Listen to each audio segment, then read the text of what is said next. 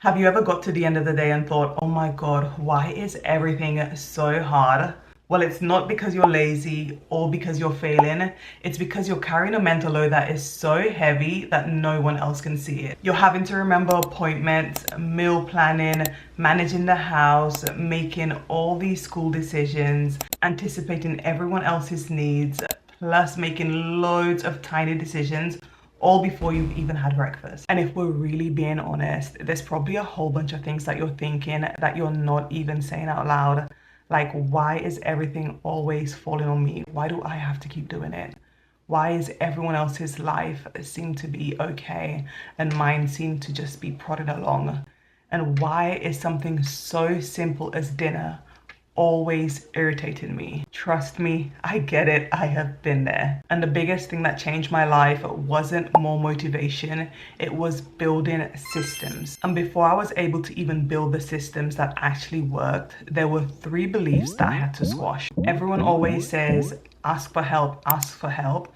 Sometimes there just isn't any help around, and I had to let go of trying to believe that asking for help was the only solution that I had. Somehow being overwhelmed and motherhood managed to get onto the same page, and I had to let go of believing that being overwhelmed as a mother was the new norm, because it is not. And finally, I had to stop believing that I needed more discipline or I needed to be disciplined to get where I wanted to go. I just needed to make fewer decisions. For a quick backstory, I was adopted by my maternal grandmother and she raised me to be ready for the world as if every day were her last. I know it is quite morbid, but trust me when I say she wanted the best for me. She wanted to leave me in a state that if she died, let's say on that any day, that I would not be taken advantage of if I were to end up in foster care. And because of that, I learned quite early on that I could not rely on someone coming to save me. So instead of waiting for life to get easier, I built systems. And that's what I'm here to share with you today. Because if you are feeling buried right now under the weight of everyday life, because I know it feels heavy,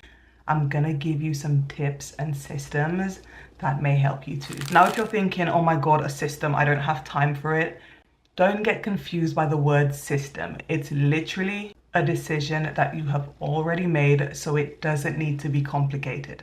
Our first system is the food system. Before, I would ask myself, what are we having for dinner? Now, I have a rotational meal list. Wrap Tuesdays, pasta Wednesdays, shrimp Fridays, and I also batch prep all my sides on Sunday, example my sweet potatoes, because they take a long while to cook.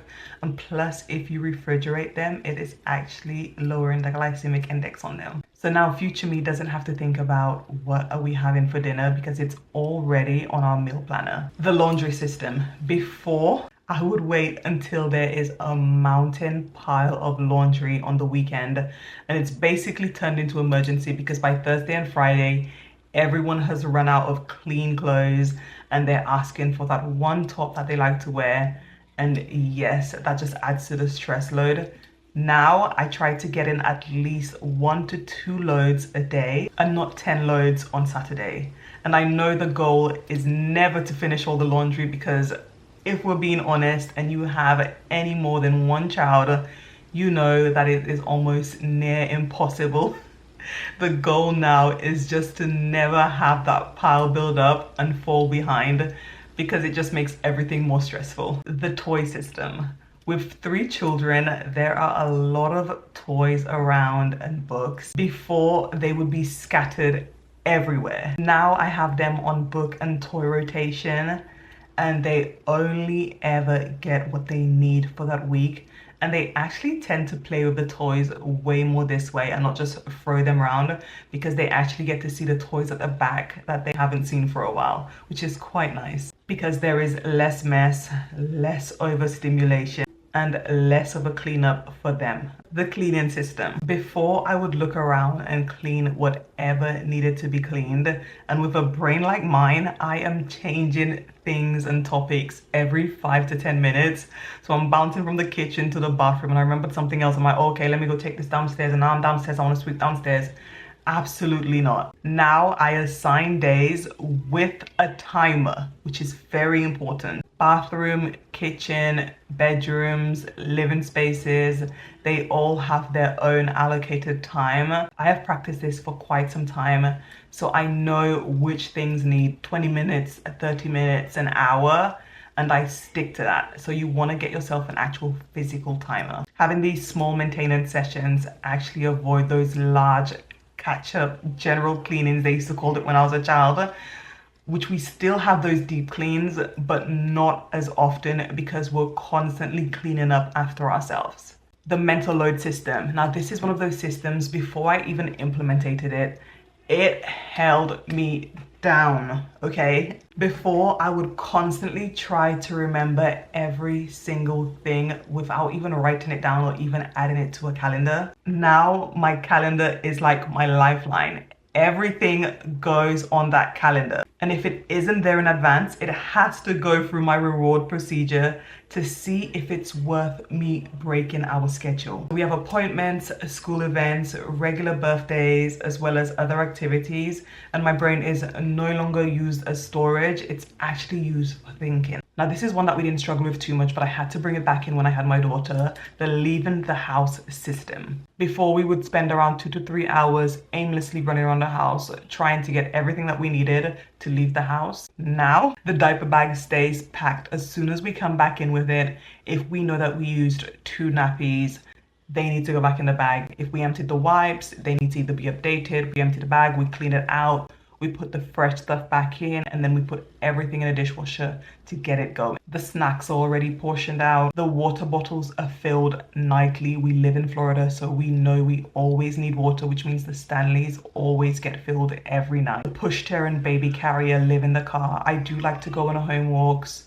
so sometimes I'll end up taking it out. So I only have one pushchair, one carrier, and those mainly live in the car. And if I do take them out to go on a walk, then I immediately put them back in the car. The less friction that you have, the more likely you are to actually end up leaving the house. Now, this one is actually quite hilarious because I find so much joy in doing it. The decluttering system. Before, we would always wait until the house was at a point where our brains are cluttered, the house is cluttered, everyone just feels really lethargic. And we noticed it was always so overwhelming when we had too much stuff. Now, I go around the house with 2 garbage bags and I try to fill them up with everything that no longer serves us in our system. If we were to do this in one huge clean, we wouldn't be able to reevaluate our systems all the time. And those tiny habits being done consistently create better results. So you guys know Beyonce has 1 day to cry. Well, I have something called the hard day system. And before, I would just crash out, let go, just literally spiral out of control. Well, now I have the minimum standard. And this is where everyone just gets the bare minimum out of me. I'm talking everyone gets fed, we all get dressed out of pajamas, and we take at least a 10-minute walk outside. Because when you go outside and you're having those hard days, it really does alleviate a little bit of that stress so that you're feeling a little bit better at the end of the day. One thing to note about these hard days, everything else is optional. And I am talking everything. Now, this one is a touchy topic for some, but we have a money system, okay? And before, I would just spend, or as some would call it, swipe by faith. Now, every dollar or pound has a job. Bills, savings, experiences, building up a business. Your financial stress will really decrease once your money has a plan. So figure out what your rich life looks like outside of your main bills. For me, I love traveling and experiences, so that is what I will prioritize first. And finally, we have the best system for last, the mom system, because I know you didn't think I forgot about you. Before, I would always take care of everyone else before me. If you guys saw me with my first and second son, listen, I was fighting for my life. Now I protect my energy. I eat, I drink, I get dressed, I move my body. I do what I need to do so that everyone else and everything else around me can function. Because when you don't have a village, you need to become a systems thinker, because we don't need more motivation. We just need to make fewer decisions. And in my next videos, I will break down those exact systems that have saved me the most time. They have helped me decrease my mental workload and just make everyday life more enjoyable and manageable, because I do not believe in gatekeeping over here. I know in today's society, every man for himself, every dog for himself, or however you say it in your culture, but not over here. And if this video has helped you feel seen or has given you an idea to start your system or even helped improve it, please feel free to hit that follow button. I would really appreciate it. And remember, consistency will carry you when motivation cannot. Bye.